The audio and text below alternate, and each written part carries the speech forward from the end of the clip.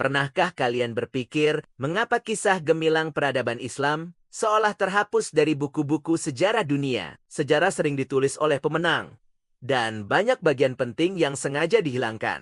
Hari ini, kita akan melakukan perjalanan waktu, mengungkap kembali kebesaran peradaban yang hilang itu, dan menemukan 3 pilar kebangkitannya. Semua berawal dari satu benua raksasa, Pangaea, saat pecah. Tepat di tengahnya, ada satu wilayah istimewa, Jazirah Arab, atau yang kita kenal sebagai Timur Tengah.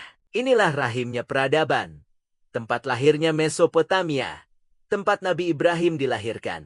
Mengapa semua nabi dan peristiwa besar terkonsentrasi di sini? Karena inilah pusat peradaban manusia. Sebelum Islam datang, ada 2 imperium raksasa yang menguasai dunia. Pertama, Imperium Persia. Mereka berkuasa selama 120 tahun.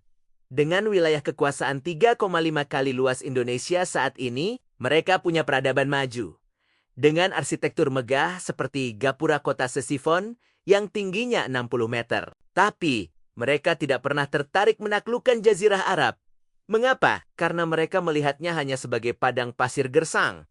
Tidak ada emas, tidak ada sumber daya. Inilah hikmahnya, Ka'bah diletakkan di sana agar manusia datang murni karena Allah, bukan karena dunia.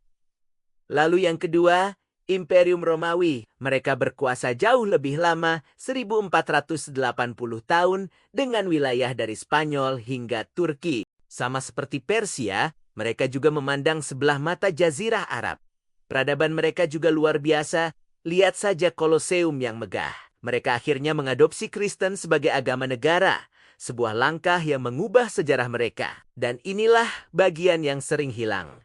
Imperium Islam dimulai pada tahun 1 Hijriah, saat hijrahnya Nabi Muhammad SAW ke Madinah. Bayangkan, Islam baru berusia 0 tahun, diapit oleh 2 raksasa dunia, Persia dan Romawi. Saat itu, terjadi perang besar antara keduanya.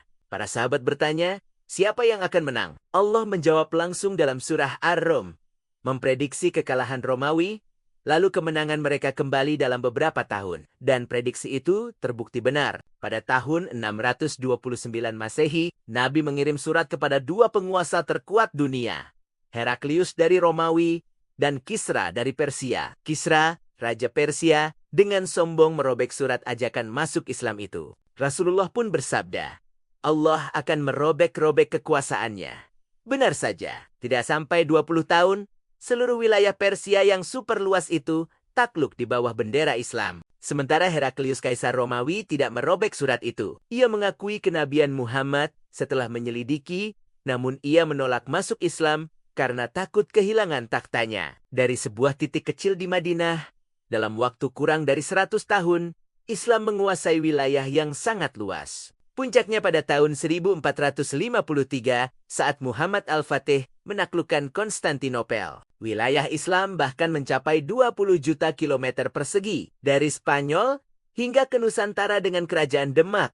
Kemajuan Islam bukan hanya soal wilayah, tapi juga ilmu pengetahuan. Saat Eropa dilanda zaman kegelapan, ilmuwan Muslim justru bersinar. Ibnu Al-Haythami menemukan teori optik dan kamera pertama. Abu Qasim Al-Zahrawi menulis kitab dasar ilmu bedah dan menciptakan 72 alat operasi yang masih kita pakai sampai sekarang. Di saat Eropa dilanda wabah pes karena jorok, Istanbul sudah punya 50 pemandian umum, perpustakaan, dan rumah singgah gratis. Ilmuwan Muslim menamai bintang-bintang di langit dan menjadi inspirasi bagi Kopernikus dan Galileo. Tapi, lihatlah kondisi kita hari ini. Dulu, Islam adalah peradaban agung. Muslim dikenal cerdas dan terdidik. Sekarang, citra Islam seringkali dikaitkan dengan hal-hal negatif. Bahkan, banyak dari kita yang merasa minder dengan agama sendiri.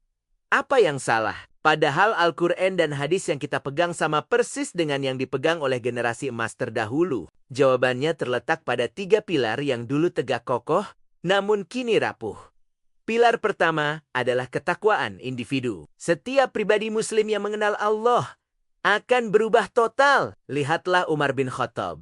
Dari musuh Islam menjadi pemimpin yang paling adil. Saat seseorang merasa selalu diawasi Allah, ia tidak akan berani berbuat maksiat. Tapi, ketakwaan individu saja tidak cukup. serigala cenderung memangsa domba yang menyendiri. Maka, kita butuh pilar kedua. Masyarakat yang peduli, yang menjalankan amar ma'ruf nahi munkar. Rasulullah mengibaratkan kita seperti penumpang kapal. Jika ada yang melubangi kapal di bagian bawah, dan yang di atas hanya diam, maka semuanya akan tenggelam bersama. Inilah pentingnya saling mengingatkan dalam kebaikan dan mencegah kemungkaran untuk membangun masyarakat yang saleh. Namun, dua pilar itu pun belum cukup tanpa pilar ketiga. Yang paling krusial, negara yang menerapkan aturan Allah. Sayyidina Utsman bin Affan berkata, Allah akan menghilangkan kemaksiatan melalui tangan penguasa. Yang tidak bisa dihilangkan hanya dengan Al-Quran. Ada orang yang tidak mempan dinasihati, mereka butuh kekuatan hukum dari penguasa. Hari ini, kita sering memisahkan agama dari kehidupan bernegara. Riba yang diancam perang oleh Allah, dianggap biasa saja oleh negara. Padahal, agama adalah pondasi, dan kekuasaan adalah penjaganya.